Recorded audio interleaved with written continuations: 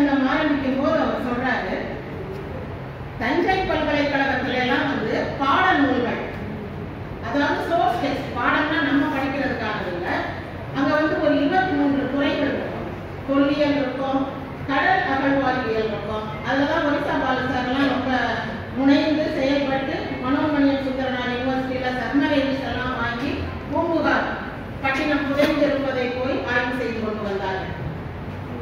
அதுபோல நிறைய பல்வேறு துறைகள், பதிப்புத்துறை, அகழ்வாய்வியல், கல்வெட்டியல், கோயில் கலைகள், மூலிகை மருத்துவம், அதுபோக வந்து செடி கொடிகள், இந்த மாதிரி நிறைய துறைகள் தொடங்கினாங்க.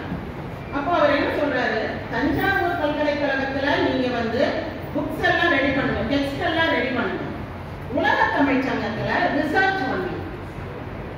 அப்போ உலகத்துல எங்க இருக்கக்கூடியவர்களும் ஒரு ஆவாரம்பு பற்றி தெரியணும் அப்படின்னா, ஆவாரம்பு தமிழ்நாட்டில் அதிகமா இருக்கக்கூடியது.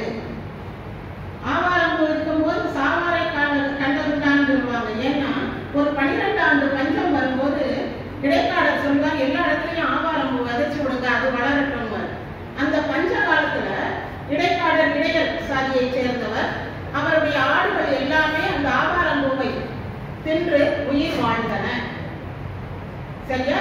அப்போ ஒரு ஆவாரம்பூ மூலிகை என்பது கடும் வெயில் வெப்பத்தை தாங்கி வளரக்கூடிய ஒரு மூலிகை. ஆக ஆவாரம்பூவை பற்றி தெரிந்து கொள்ள வேண்டும் என்றால் உலகெங்கும் இருக்கக்கூடிய அறிஞர்கள், அறிவியல் நிபுணர்கள், பொதுவா வந்து பாட்னிஸ்ட், அவங்க என்ன செய்யணும்னா, இந்த உலக தமிழ் சங்கத்துக்கு வந்து அது பற்றிய நூல்கள் என்னென்ன இருக்கு, அது பற்றிய தகவல்கள் என்னென்ன, பொதுவா பதார்த்த குண சிந்தாமணின்னு ஒரு நூல் உண்டு, அதுல இருக்கும். மற்றபடி ஆராய்ச்சிக்குரிய குறிப்புகள் எல்லாம் இங்கே இருக்க வேண்டும் என்று உலக தமிழ் சங்கத்தை ஒரு போர்சைட்டோட அந்த மாதிரி ஆரம்பித்து வைத்தவர் எம்ஜிஆர். ஒரு மெசேஜ் அது கொடுக்கணும்னு அவசியமா? உலகத்துல எல்லாம் அப்படியா நடக்குது அப்படின்னா அப்படி இல்லை. நம்ம வந்து படத்தை எடுக்கிறதுங்களுக்கு ஒரு சமூக பொறுப்புணர்ச்சி இருக்கு. அந்த சமூக பொறுப்புணர்ச்சி இருக்கிற காரணத்தினால நம்ம வந்து மக்களுக்கு சில நல்ல விஷயங்களை சொல்லி செல்ல வேண்டும். புரியுதா? அப்ப உலகத்துல நடக்கிற மோசமானதெல்லாம் நாங்க சொல்லுவோம், பொல்லாதவே ரவுடி இப்படியெல்லாம் நாங்க சொல்லுவோம் அப்படின்னா சொல்லு, அது எத்தனை பெர்சன்டேஜ் இருக்கோ அத்தனை பெர்சன்டேஜ் மட்டும் படத்துல காட்டணும். முழு படமுமே ஒரு பொல்லாதவனை பத்தி, ஒரு ரவுடியை பத்தி, அவனை ஹீரோ மாதிரி காட்டாதீங்க. இதுதான் இதுல இன்னொரு சிறப்பம்சம் என்னன்னா, புரிஞ்சுக்கிட்டாதான் நம்ம வந்து அந்த ஒப்பீடுக்குள்ள போக முடியும். மக்கள் திலகம் பற்றி நான் 21 நூல்கள் எழுதி இருக்கிறதுக்கு காரணம் என்னன்னா, நான் வந்து அமெரிக்க மாணவர்களுக்கு தமிழ் கற்றுக் கொடுத்தேன். அமெரிக்க மாணவர்களுக்கு தமிழ் கற்றுக் கொடுக்கும் போது அப்ப ஒரு நாள் அவங்க கேட்டாங்க, எதுக்கு உங்க ஊர்ல மட்டும் சினிமாவில இருந்து அரசியல் தலைவர்களை தேர்ந்தெடுக்கிறீங்கன்னா, ஏன் உங்க ஊர்ல ரீகன் வரலையா அப்படின்னு. இல்ல, ரீகன் வந்து ஒரு கவர்னர் ஆஃப் ப்ராவின்ஸ் அப்படின்னா இருக்கட்டும், அவர் சினிமாவில் நடிச்சவர் தானே. ஆனா எங்களுக்கும் மற்றவர்களுக்கும் உள்ள வித்தியாசம் என்னவென்றால், நம்ம வந்து நாடகம் நடிக்கும் போதே அது வந்து சுதந்திர போராட்ட காலம்னா அந்த கருத்துக்களை நாடகத்தில் முன்வைப்போம். சமூக சீர்திருத்த காலம்னா சமூக சீர்திருத்த கருத்துக்களை வைத்து நாடகம் போடுவோம். இந்த எஸ்.வி. சேகர் நாடகம், மௌலி நாடகங்கள் தான் வெறும் ஜோக்கா இருக்கும். கிரேசி மோகன் இதெல்லாம் வந்து ஒரு நகைச்சுவை தொகுப்பாக இருக்கும். மற்றவர்கள் வந்து திராவிட பாரம்பரியத்தை சேர்ந்தவர்கள், திராவிட இயக்கத்தை சேர்ந்தவர்கள், திமுக மாநாடாக இருக்கட்டும், திராவிடர் கழக மாநாடாக இருக்கட்டும், அங்க வந்து ஒரு நாடகம் போடுவாங்க. அந்த நாடகம் வந்து சமூக சீர்திருத்த கருத்துக்களை கொண்டதாக இருக்கும். என்ன மேடம் சமூக சீர்திருத்த கருத்துக்கள்னா, பெண்களை படிக்க வைக்கணும், இளம் விதவைகளுக்கு மறுமணம் செய்து வைக்கணும், ஜாதி மத வித்தியாசம் பார்க்காம எல்லாரும் ஒன்னா உட்கார்ந்து சாப்பிடணும், ஒன்னா பஸ்ல போகணும், ஒன்னா ட்ரெயின்ல போகணும். இதெல்லாம் இப்ப நமக்கு வந்து ஒரு விஷயமாவே தெரியல. எல்லாமே கிடைச்சிருச்சுல்ல. கிடைச்ச பிறகு எதுவும் யாருக்குமே அதனுடைய மதிப்பு தெரியாது. எங்களை மாதிரி ஆட்களுக்கு தெரியும். 1967 அண்ணா முதலமைச்சர் ஆன பிறகுதான் பஸ்ல எல்லாரும் ஏறி போக ஆரம்பிச்சாங்க மதுரையிலே. அது வரைக்கும் பாதி பேர் நடந்து போவாங்க. பஸ் போகும், காலியா தான் இருக்கும். ஆனா பஸ்ஸுக்குள்ள ஏறவா அப்படின்னு அவங்களுக்கு ஒரு கூச்சமா இருக்கும். தோல்ல துண்டு போட மாட்டாங்க, இடுப்புல கட்டிக்குவாங்க, அல்லது துண்டு இல்லாம போவாங்க. ஆனா 67 அண்ணா முதலமைச்சர் ஆன பிறகு எல்லாரும் தோல்ல பெரிய துண்டு, வெள்ளையும் கொள்ளையுமா, கையில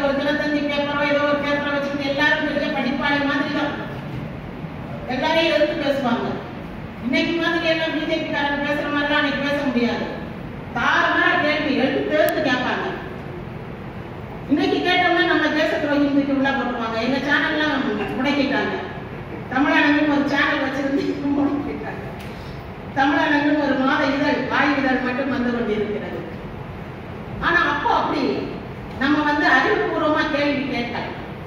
இப்படி இருந்து கொண்டிருக்கிற வேலையில இதுதான் பேக்ரவுண்ட். இவங்க கேட்கறாங்க, என்கிட்ட எப்படி சினிமாக்காரங்க வர்றாங்க.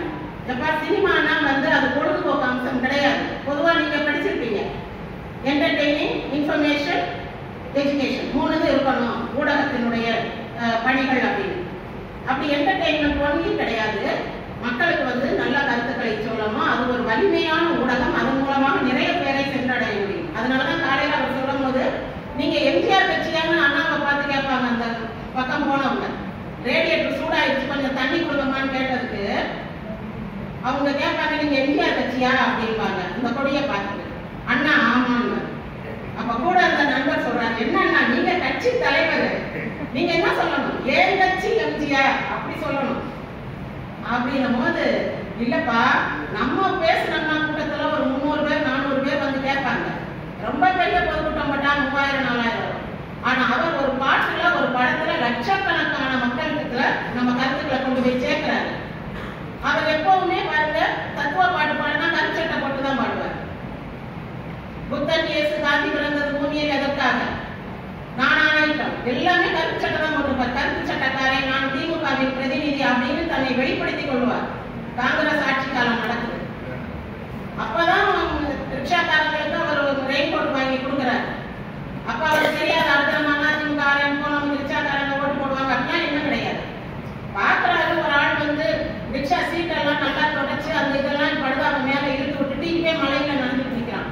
அட பாவமே, பயணி உட்கார்றதுக்கான சீட்டை தொடச்சு வைக்கிறான் ஈரம் இல்லாம. ஆனா இன்னும் மலையில நடந்துகிட்டு இருக்காங்க. சும்மா போற போக்குல நம்ம எத்தனையோ பேர் பார்க்கணும். ஆனா அவருக்கு மட்டும்தான் அதுக்கு ஒரு பரிகாரம் தேட வேண்டும் என்ற எண்ணம் வந்தது.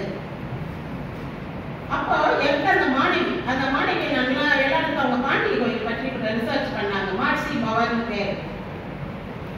அப்போ அவங்க கிட்ட கூட்டிட்டு போகும்போது எல்லாரும் கேட்பாங்க, நீங்க எந்த ஊர், your name, you place, city, town அப்படின்வாங்க. இந்த பொண்ணு வந்து Brooklyn MGR hospital, MGR admit hospital அப்படின்வாங்க. இவங்க எங்க வாட் அப்படின்னாங்க. நான் சொன்னேன், எங்களுக்கு ஒரு சிஎம் இருந்தார் எம்ஜிஆர், அவர் தான் நடிகர், அன்னைக்கு படம் பார்த்தோம்ல, அவர் அந்த புரூக்ளின் ஹாஸ்பிட்டல் வச்சிருந்தாங்க. எப்போ, அது ஒரு 10-20 வருஷத்துக்கு முன்னாடி. இன்னுமா அந்த ஊரை நினைச்சிட்டு இருக்காங்க அப்படின்னா. நீங்க யார வேணாலும் கேட்டு பாருங்க, டாக்டர் கானு ஞாபகம் இருக்கும். நான் காணுவை நேரம் பார்த்து பேட்டி எடுத்திருக்கேன் அவர்கிட்ட. அதே மாதிரி புரூக்ளின் எம்ஜிஆர் வச்சிருந்த ஹாஸ்பிட்டல் ஞாபகம், அந்த பேர் மறக்காது இல்லையா. அந்த மாதிரி நம்முடைய நினைவுகளில் நிற்கின்றார் என்றால் அவர் வந்து மக்கள் கூட்டத்துல அன்பின் காரணமாக போய் சேர்ந்தார். அவருடைய கலை கொண்டு போய் சேர்க்கல, அது ஒரு விசிட்டிங் கார்டு. அவருடைய இமேஜ் கொண்டு போய் சேர்க்கல, அது அந்த மாதிரி நல்லவனா நிறைய பேர் நடிக்கலாம். நான் ஒரு ஆள் சொல்றேன், ராமராஜன் நடிச்சிருப்பார். எம்ஜிஆர் மாதிரியே ஃபாலோ பண்ணி ராமராஜன் நடிச்சிருப்பார். நடிப்புக்காக கூட பிடிக்கிற காட்சியில வந்தது. சங்க விளக்கு ஒளிவிளக்குல நடிப்புக்காக எம்ஜிஆர் பிடிக்கிற காட்சி வரும். அந்த மாதிரி கூட அவர் நடிச்சிருக்க மாட்டாரு. நல்லவனாவே நடிச்சிருப்பாரு, நல்லவனாவே வாழ்ந்தார். அவருக்கு அந்த பழக்கம்லாம் கிடையாது. ராமராஜனையும் நான் பார்த்துருக்கேன், பேசியிருக்கேன். அவருக்கு தனிப்பட்ட முறையில எந்த கெட்ட பழக்கமும் கிடையாது. ரஜினி படங்களோடு இவருடைய படங்கள் வரும்போது இவருடைய படங்கள் எல்லாமே 100 நாளுக்கு மேல 100 days மேல ஓடின படம். ரஜினி கமலுக்கு ஒவ்வொரு படம் வரும். ஆனா இவருக்கு 2-3 படம் வரும். ராமராஜனுக்கு 2-3 படமும் 100 days வரும். தெரியாது, அவர் ஒரு சாதனை நாயகன்னு நிறைய பேருக்கு தெரியாது. அவரை பசுநேசன் அப்படி இப்படின்னு சொல்லிட்டு கலச்சட்டக்காரன்னு போயிடும். அதே மெத்தடை ஃபாலோ பண்ணாங்க. இமேஜ் எல்லாம் கொண்டு வர பார்க்கலாம், ஆனா அது மட்டும் மக்கள் மனதில் இடம் பிடித்து தராது. அப்ப எது கொடுத்ததுன்னா அவருடைய குணம். என்னோ மலையில நினைச்சிட்டு இருக்கிற ஒரு ரிச்சாக்காரனுக்கு போட்டு கொடுக்குறாரு. ஒரு பிள்ளை வெளியில ஓடி போய் நின்றுட்டு போகுது, உடனே அப்படியே அந்த பிள்ளைக்கு செருப்பு இல்லை, எல்லாருக்கும் செருப்பு. இன்னைக்கு என் படம் நம்ம வந்து 1001 இன்னைக்கு ரிலீஸ் இல்லை, டிவியில போடுறாங்க. ஆகஸ்ட் 15ஆம் தேதி தமிழ் படம் ரிலீஸ் பண்ண ஆரம்பிச்சாங்க டிவியில. ஞாயிற்றுக்கிழமை திரைப்படம், தமிழ் திரைப்படம்னு சொல்லுவோம். அப்ப அந்த மருத்துவர் ராஜாமணி கிட்ட கேட்கிறாரு, சொல்றாரு, இன்னைக்கு நம்ம என் படம் போடுறாங்க போய் பாருங்க அப்படின்றாரு. சரிங்க சார். என்ன டிவி வச்சிருக்கீங்க? கலர் படம். நீங்க கலர் டிவி வச்சிருக்கீங்களா? இல்ல இல்ல, என்கிட்ட கருப்பு இல்லை. ஐயா, கலர் டிவியில பார்த்தாதான் நல்லா இருக்கும் அப்படின்ட்டு அவருக்கு ஒரு கலர் டிவி வாங்கி கொடுங்கன்றாரு. சொல்லிட்டு திடீர்னு யோசிக்கிறாரு, நம்ம ஆபீசர்ஸ் எத்தனை பேர் இருக்காங்க, அந்த இதுக்கெல்லாம் இருப்பாங்கல்ல, காவல்துறை அதிகாரிகள்லாம் இருப்பாங்க, அது மாதிரி இவருக்குரிய டாக்டர்ஸ் குழு நாங்கள் எப்பவுமே இருக்கும், ஒரு 4-5 பேர். 33 பேர் ரிசல்ட் நம்பர் வந்தது. அதான் கப்பல்ல பொண்ணுங்கிறதுனா எனக்கு பொண்ணு என் முடிச்சத பொண்ணு நான் ஓசியில தானே. இல்லப்பா பொண்ணுக்கு 10 பணம்னு சொன்ன உடனே ஐயோ எனக்கு வயசாகி போச்சு, ஏன்னா சின்ன வயசு எங்க சித்தப்பாவுக்கு வயசாகி போச்சு. அது மாதிரி ஓசியில வருதுன்னு உடனே 33 பேர் நம்பர் கொடுத்துட்டாங்க. என் வீட்டில் பிளாக் அண்ட் ஒயிட் தான், என் வீட்டில் பிளாக் அண்ட் ஒயிட், எல்லாருக்கும் ஒன்னிடா கலத்தி. அதாவது டக்குன்னு செய்யணும் அப்படின்ற ஒரு குணம். அப்பதான் ஞானராஜசேகரன் சொல்லியிருப்பாரு. ஒருத்தர் வந்து என்கிட்ட ஒரு லெட்டர் சொன்னார், எம்ஜிஆர் உதவி கேட்டு நான் ரொம்ப கஷ்டப்படுறேன், உடல் ஊனமுற்றவன், எனக்கு ஏதாவது உதவி செய்யுங்கன்னு ஒரு லெட்டர் எழுத சொன்னாரு. நான் எழுதி கொடுத்தேன் ஒரு போஸ்ட் கார்டு. எனக்கு நம்பிக்கையே இல்லை, இன்னும் ஒரு ஆள் கேட்கறாரு, நான் எழுதி கொடுத்தேன். எழுத படிக்க தெரியாத ஆளு, நமக்கு எழுத படிக்க தெரிஞ்சிருக்கு, அவ்வளவுதான். ஆனா ஒரு மாசம் 100 ரூபாய் வந்துட்டே இருந்துச்சு. இவர் யாரும் எம்ஜிஆருக்கு தெரியாது. எம்ஜிஆர் இந்த லெட்டர் உண்மையா பொய்யான்லாம் வந்து கண்டுபிடிக்கிறதும் கிடையாது. ஏதோ ஒரு ஆள் நம்மளை நம்பி எழுதியிருக்கான் அனுப்பு. அப்ப உங்களுக்கு ஞானராஜசேகரன் அவர் பிரியப்பா இருக்கு, மோகன் டைரக்டர் இதெல்லாம் இருக்காங்க. இப்படி ஒரு லெட்டர் போட்ட உடனே பணம் வருவான். அதுதான் நல்லவனா கெட்டவனா, அவனுக்கு கொடுக்கலாமா, எவ்வளவு கொடுக்கலாம், இதை விட கொஞ்சம் குறைச்சி கொடுக்க முடியுமா, ஒரு 2 நாள் கழிச்சு கொடுப்போமே, உடனே எது கொடுக்கணும், அப்படி எல்லாம் ஆராய்ச்சி பண்ணாம அப்படி கேட்ட உடனே அவருக்கு தோணுச்சுன்னா உடனே செஞ்சு. அப்போ நான் அந்த பொண்ணுகிட்ட சொன்னேன், திரும்ப சொன்னேன், ஏமா இந்த மாதிரி நல்ல விஷயங்களை சொல்லுவோம், இந்த இதில் நாடகமாக இருக்கட்டும் சினிமாவாக இருக்கட்டும். அப்போ சினிமாவில் சொல்கிற விஷயம் வந்து நல்லதாக இருக்கும்போது எல்லாரும் அதை வந்து பார்ப்பாங்க.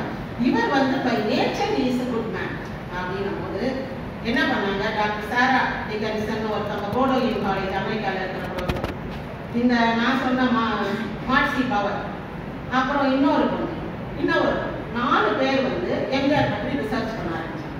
அப்போ நாங்கள் என்ன பண்ணுறோம், அவங்களோட போய் தேட்டர் ஓனர்களை பார்க்கறோம். நாங்கள் சென்ட்ரல் ஆஃபீஸில் உட்காந்துருக்கோம், அவர் சந்தவங்கள்லாம் இருக்காங்க. அப்போ மோகன் தேட்டர்னு ஒன்று அலங்காநல்லூரில் இருந்துச்சு, அங்கேருந்து வந்து உட்காந்துருக்காரு அவர். நம்ம வடிவேல் சொல்லுவாப்பில் கோடு போட்ட பிரிண்டாக கொடுக்குறாங்க, அந்த மாதிரி ஏதாவது ஒரு பழைய பிரிண்ட் இருந்தால் கொடுங்க போடுறதுக்கு வந்து கேட்டால் அவர் உட்காந்துருக்காரு. அவர் சொல்கிறாரு, நாங்கள் கரண்ட் பில் கட்டணும்னா வாத்தியார் படம் தான் போடுவோம், போட்டால் ஒரு 5000 ரூபாய் வசூலாக அப்படியே கரண்ட் பில் கட்டிடுவோம். அப்போ எப்படி பாருங்க, வசூல் அப்படின்னா எம்ஜிஆர் படம் தான், நீங்கள் வேற எந்த படம், அதுதான் வித்தியாசம். இப்போ நீங்கள் கோடின்றீங்க, இதெல்லாம் ஒரு வாரத்தில் ஒரு முறை பார்த்து டிக்கெட் விலை ஜாஸ்தி.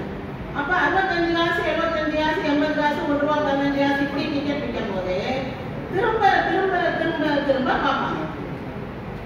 வேற பொழுதுபோக்கு இல்லைன்ற அர்த்தம் இல்லை. 20 படம் வரும், எல்லா படமும் ஒவ்வொரு தடவை பார்க்கலாம், ஒரு தடவை பார்க்கலாம், எல்லா படமும் ஒன்றும் மோசமெல்லாம் இருக்காது. ஆனாலும் மற்ற படங்களை ஒரு தடவை பார்ப்பாங்க, எம்ஜிஆர் படத்தை திரும்ப திரும்ப பார்ப்பாங்க. அந்த ரிப்பீட்டட் ஆடியன்ஸ் வர்றதுனால தான் அவர் வசூல் சக்கரம். அந்த காலத்திலேயே அவர் படம் வந்து 72, 73, 74, 75, 76, 77 கட்சி ஆரம்பிச்ச பிறகு வந்த படங்கள் எல்லாமே கோடியில் வசூலானவை. அந்த கோடியெல்லாம் இந்த கோடியோட கணக்கு பண்ணி பார்த்தோம்னா அது வந்து ஒரு 50-60 மடங்கு ஆகும். இப்போ அந்த மாதிரி எம்ஜிஆர் இருக்கும்போது, எம்ஜிஆர் வந்து இப்ப மக்களோடு ஒருவராக இருக்கிறார். ஆனால் நடிகர் திலகம் சிவாஜி கணேசன் நடிப்பு என்பதோடு மட்டுமே தன்னளவில் நிறுத்திக் கொண்டார். இவங்க 2 பேருக்கு எப்படி அறிமுகமாகுதுன்னா, எம்ஜிஆர் வந்து பாய்ஸ் கம்பெனியில நடிச்சு வந்தவர், 7 வயசுல இருந்து நடிக்க ஆரம்பிச்சார். சிவாஜி அப்படி கிடையாது, சிவாஜி வசனம் பேசி நடிக்க வந்தார். எம்ஜிஆர் 1958 நாடோடி மன்னன் வந்த பிறகு வசனம் பேசுகிற நாடக கம்பெனி ஒன்று ஆரம்பிக்கிறார், இன்பக்கனவு. அதுதான் இடிந்த கோபுரம் முதல்ல வந்து காலெல்லாம் ஒடிஞ்சு போனது. அப்படியெல்லாம் நாடகம் ஒரு கம்பெனி ஆரம்பிக்கும் போது ஒரு சமயம் என்ன ஆகுது, எம்ஜிஆர் நாடக கம்பெனியில் ஒரு பொண்ணு ரத்னமாலான்னு இருக்கும், எம்ஜிஆரோட ஜோடியா நடிக்கிறது. இந்த எம்ஜிஆரை பார்த்த சிவாஜி வந்தவர் இந்த ரத்னமாலாவை பார்க்க ஆரம்பிச்சார். இது இவங்க நாடக கம்பெனிக்கு தெரிஞ்சு இந்த பிள்ளை வந்து சரியில்லை, நாடக கம்பெனியை வந்து நிறுத்து அப்படின்னு நிறுத்திக்கணும். ஆனா அந்த பொண்ணு நல்லா பாடக்கூடிய இந்த ஏகாம்பரம் சிதம்பரம் அந்த பாட்டு, சாத்தக்குடி தூத்துக்குடி அந்த பாட்டெல்லாம் பாடுறது ரத்னமாலா தான். நீங்க பார்த்தா தெரியும். ஆரம்பத்தில் கொஞ்சம் பாடினாங்க, அப்புறம் விட்டுட்டாங்க. அப்புறம் என்னாச்சு, சிவாஜிக்கும் ரத்னமாலாவுக்கும் கனெக்ஷன் ஆகி சிவாஜி ஒரு வீடு பார்த்து வச்சு, பொதுவாக சிவாஜி அப்படிலாம் பண்ண அவர் கடலை தண்ணி கையை கழுவுன மாதிரி ஒதுங்கிடுவாரு. ஆனா என்னமோ இந்த ரத்னமாலா மட்டும் அவர்கிட்ட ஒட்டிடுச்சு. அவங்களுக்கு கணேசன் ஹவுஸ்னு அண்ணா நகர்ல ஒரு வீடு, அதுக்கு ஒரு பொண்ணு குழந்தை, அதனுடைய கணவரும் சினிமாவில் தான் நடிச்சாரு. அப்போ பிவி சிவம் அவருடைய பேட்டி, பத்திரிகை பேட்டியில குறிப்பிட்டிருந்தாரு, அவரை வந்து நம்ம சிவாஜி மருமகன் தான் சொல்லுவோம் அப்படின்னு. இதுல வந்து எம்ஜிஆர் சிவாஜியும் ரொம்ப ஃப்ரெண்ட் ஆகிட்டாங்க இந்த ரத்னமாலா விஷயத்துல. எனக்கு இப்போ தெரியும், எனக்கு என்ன தோணும்னா, இந்த எம்ஜிஆர் வந்து சிவாஜி கிட்ட காட்டுக்குள்ள ஏதோ ரகசியம் பேசுற மாதிரியே சில போட்டோஸ், அப்பெல்லாம் ரத்னா எப்படி இருக்குன்னு கேட்கிறாரோ, சிவாஜி ரொம்ப இருக்கிறாரு அப்படின்னு தோணும். அவங்களுக்குள்ள ஒரு ரகசியம், ஒரு நட்பு இருந்துட்டு. அந்த யானைக்கவுனின்ற ஊர், அது வந்து வடச்சென்னைனா உங்களுக்கு இப்ப தெரியும் தானே. அங்க வந்து எம்ஜிஆர் வீடு இருக்கும் போது இவங்க அப்படியே நாடகம்லாம் பார்த்துட்டு இந்த மேப்லாம் பேசிக்கிட்டே போவாங்க. போகும்போது எம்ஜிஆர் வந்துட்டு பசிக்குமா சோறு போடுன்னு சொன்னா அவங்க அம்மா இருப்பா கணேசன் வந்துடட்டும் அப்படின்னா, அவங்களுக்கு சிவாஜி கணேசன் ஒரு மகி மாதிரி ஆயிடுச்சு. இதை சிவாஜி தான் அவருடைய பேட்டியில சொல்லியிருக்காரு. அப்போ சிவாஜி வந்த பிறகுதான் அவங்க அம்மா வந்து 2 பேருக்கும் சாப்பாடு போட்டாங்க. அந்த அளவுக்கு அவங்க ரொம்ப க்ளோஸ். இப்படி இருந்துகிட்டு வரும்போது சிவாஜிக்கு அவங்க அக்கா மகளை கட்டுறாங்க. கல்யாணம் சுவாமி மலையில நடக்குது. அப்போ கண்ணதாசன், கலைஞர், எம்ஜிஆர் எல்லாரும் ஒற்றுமையா தான் இருக்கிறாங்க. ஆனா யதார்த்தமா சிவாஜி கணேசன் திருப்பதிக்கு போன நேரத்துல திருப்பதிக்கு போன கணேசா திரும்பி பார்க்காத ஓடி போன்ட்டு ஒரு போஸ்டர் ஒட்டி எல்லாம் நம்ம சாணக்கியம் பண்ண வேலை தான். சிவாஜியா அந்த கூட்டத்தை விட்டு அப்படியே வெளியேற்றிட்டு எம்ஜிஆர் மட்டும் இதை பிடிச்சு வச்சுட்டு, அப்போ சம்பத்தும் கண்ணதாசன் ஒரு குரூப், திமுகவில் 2 பிரிவு இருக்கும். சம்பத், கண்ணதாசன் அவங்கெல்லாம் வந்து ஒரு அறிஞர்கள் கூட்டம், கலைஞர்கள் கூட்டம்னு ஒண்ணு இருக்கும். எம்ஜிஆர், கலைஞர், எஸ்எஸ்ஆர், அப்புறம் நடிப்பிசை புலவர் KR ராமசாமி, NSK, இந்த மாதிரி இதெல்லாம் ஒரு நாடக கோஷ்டி, இதெல்லாம் ஒரு கட்டளைந்தார் கூட்டம் மாதிரி. அப்ப இவங்களை பிடிக்கவே பிடிக்கும். இவங்க என்ன பண்ணுவாங்க, நம்ம தான் மக்களுக்கு கொண்டு போய் சேர்க்கிறோம். இவங்க சும்மா உட்காந்து மேடையில தானே பேசுறாங்க, பத்திரிகையில தானே எழுதுறாங்க, எத்தனை பேர் இவங்க படிச்சு அப்ப நிறைய பேசுவாங்க. ஹெரோடட்டஸ் சொல்லுவாங்க, ஹிப்போக்ரட்டஸ் சொல்லுவாங்க, என்னென்னவோ பேர் கிரேக்க அறிஞர்களை பத்தியா பேசுவாங்க. இதெல்லாம் எளிய மக்களுக்கு போய் சேருது. நம்ம தானே சமூக கருத்துக்களை கொண்டு போய் சேர்க்கிறாங்க, நம்ம தான் இந்த கட்சிக்கு வலுவானவர்கள். இந்த கோஷ்டி இதுல வேலூர்ல வந்து ஒரு பொதுக்குழு நடக்குது. அண்ணா வந்து 2 பேரையும் அனுசரிச்சு கொண்டு போகக்கூடியவர் என்றாலும் கூட அண்ணாவுக்கு பெரிய மண்டையடியா இருக்கு, என்ன இப்படி பண்றாங்க. அப்ப ஒருத்தர் ஆள்களை விட்டு அடிச்சு சண்டை போட்டு கண்ணதாசனுக்கு செருப்படி எல்லாம் விழுந்து கடைசியில கண்ணதாசன் ஐயோ உங்க இதே வேண்டாம், வனவாசத்துல அதை எழுதியிருப்பாரு, உங்க சகவாசமே வேண்டாம் நான் போறேன்ட்டாரு. சம்பத் கொஞ்சம் உண்ணாவிரதம் இருந்து அவர் போய் தனி கட்சி ஆரம்பிச்சாரு. அவங்களுக்கும் ஜன கவர்ச்சி உள்ள ஆட்கள் கிடையாது, அதனால அந்த இதை ஒதுங்கிட்டாங்க. அந்த பிறகு அவங்க வரல. இப்ப முழுக்க கலைஞர், NSK, எம்ஜிஆர், SSR இவங்க தான் கட்சி. சிபி சிற்றரசி, KA மதியழகன் இவங்கெல்லாம் இருந்தாங்க. அவங்க எல்லாம் வந்து இவங்களையும் அனுசரிச்சுக்குவாங்க. அண்ணா கூட ரொம்ப ஒற்றுமையா போகக்கூடியவர்கள். அப்போ அந்த எலெக்ஷன் 1962 எலெக்ஷன்ல வந்து எம்ஜிஆர் ஒரு பெட்ரோல் பங்க் வச்சிருந்தாரு. அதுல திமுக காரங்க யாருனாலும் ஃப்ரீயா பெட்ரோல் போட்டுக்கலாம். அதனால யாருமே வந்து எம்ஜிஆரை பகச்சுக்கிற விரும்ப மாட்டாங்க. இப்போ போய் கேட்டாலும் ஒரு 50 100 அப்ப 50 100 பெரிய காசு, 100 ரூபாய்க்கு ஒரு பவுன் கிடைக்கும் 60 வெள்ளை. அப்படி வாங்கிக்கலாம் வந்து பகச்சுக்கிற மாட்டாங்க. அப்படித்தான் சத்யாசிரியோட வச்சு அண்ணா இறந்த பிறகு கலைஞரை முதலமைச்சராக்குவோம்னு எம்ஜிஆர் சொல்லிட்டு எல்லாரும் சம்மதிக்கிற நேரத்துல அவருக்கு பிடிச்ச கேக், வால்நட் கேக், அதை வாங்கிட்டு சொல்லி காளியப்பன்ற டிரைவர் அனுப்புறாரு. அந்த காளியப்பன் என்கிட்ட நேரே சொன்ன விஷயம். அவர் கோயம்புத்தூர்ல ஒரு விழா எடுக்கும்போது என்னைய கூப்பிட்டு பேச சொல்லி பாராட்டினார். அந்த காளியப்பன் தான் டிரைவர். அவர் அண்ணா, கலைஞர், எம்ஜிஆர் எல்லாருக்கும் டிரைவரா இருந்திருக்காரு. இந்த ஸ்டண்ட் மாஸ்டர் குழுவை சேர்ந்தார். அவர் போய் வாங்கிட்டு வந்து அந்த கேக் வெளியே வச்சிருக்காங்க. இங்க உள்ள எல்லாரும் கை கட்டிட்டாங்க, கலைஞரை ஏற்றுக்கொள்வோம் அப்படின்னு. உடனே அந்த கேக் கலைஞர் மட்டும் கூப்பிட்டு அவருக்கு அந்த கேக் எல்லாருக்கும் ஸ்வீட் காரம், காஃபி, சாப்பாடு இதெல்லாம் கொடுக்குறாங்க. ஆக இந்த மாதிரி எம்ஜிஆர் வந்து கலைஞரோடு ஒட்டி கொண்டார். சிவாஜி காங்கிரஸுக்கு போக வேண்டிய ஒரு கட்டாயம், ஒரு நிர்பந்தம். இப்ப சிவாஜியை கட்டி விட்டாங்க. இப்போ சிவாஜி என்ன பண்றாரு, நல்ல நடிப்புனால குடும்ப படங்கள்ல நிறைய நடிச்சிட்டு இருக்காரு. ஆனால் இவர்களுக்குள்ள இருக்கக்கூடிய நட்பு சிறப்பாக இருந்து கொண்டே இருக்கிறது. அடுத்து என்ன ஆகுதுன்னா, சிவாஜி எப்ப வெளிநாடு போயிட்டு வந்தாலும், கட்டபொம்மனுக்கு கேரோ நகரத்துல அவருக்கு விருது கிடைத்தது, அப்ப போயிட்டு வர்றாரு. எம்ஜிஆர் வந்து நடிகர் சங்கம் மூலமாக பெரிய விழா எடுத்து அவரை வரவேற்கிறார். அதுக்கடுத்த முறை அமெரிக்கா போயிட்டு வரும்போதும் அவருக்கு சிறப்பாக விழா எடுத்து வரவேற்கிறார். சிவாஜி தன்னுடைய வீட்டில் தன் அம்மாவுக்கு சிலை வைக்கும் போது எம்ஜிஆரை கூப்பிட்டு தான் அந்த சிலையை திறந்து வைக்க சொன்னார். ஏன்னா தாய் பாசம்னு சொன்னா எம்ஜிஆர் தான். நம்ம எம்ஜிஆர் அம்மா கையால சாப்பிட்டோம். அப்ப அவர் வந்து நம்ம அம்மாவுடைய சிலையை திறந்து வைக்கட்டும்னு சிவாஜி வீட்டுல சிவாஜி தாயாருடைய சிலையை எம்ஜிஆர் வந்து திறந்து வைத்தார். அடுத்து எம்ஜிஆர் முதலமைச்சரான பிறகு ஒரு தடவை சிவாஜியை பார்க்கும்போது உங்க சொந்த ஊர்ல ஒரு தியேட்டர் கட்டு அப்படின்னு. சரின்னு தஞ்சாவூர்ல சாந்தி கமலா அப்படின்னு ஒரு காம்ப்ளெக்ஸ். இங்க வந்து சாந்தி மட்டும்தான் ஒரு தியேட்டர் உண்டு சென்னையில. இவர் சாந்தி மக பேர்லையும் கமலா ஒய்ஃப் பேர்லையும் ஒரு தியேட்டர் கட்டுறாரு. எம்ஜிஆர் வந்து திறந்து வைக்கிறாரு. அப்படி சண்டை ரசிகர்கள். அப்ப என்னன்னா எம்ஜிஆர் தளபதி மாதிரி எம்ஜிஆர் ரசிகர் வீட்டுல சிவாஜி ரசிகர் கொண்டு எடுக்க மாட்டாங்க.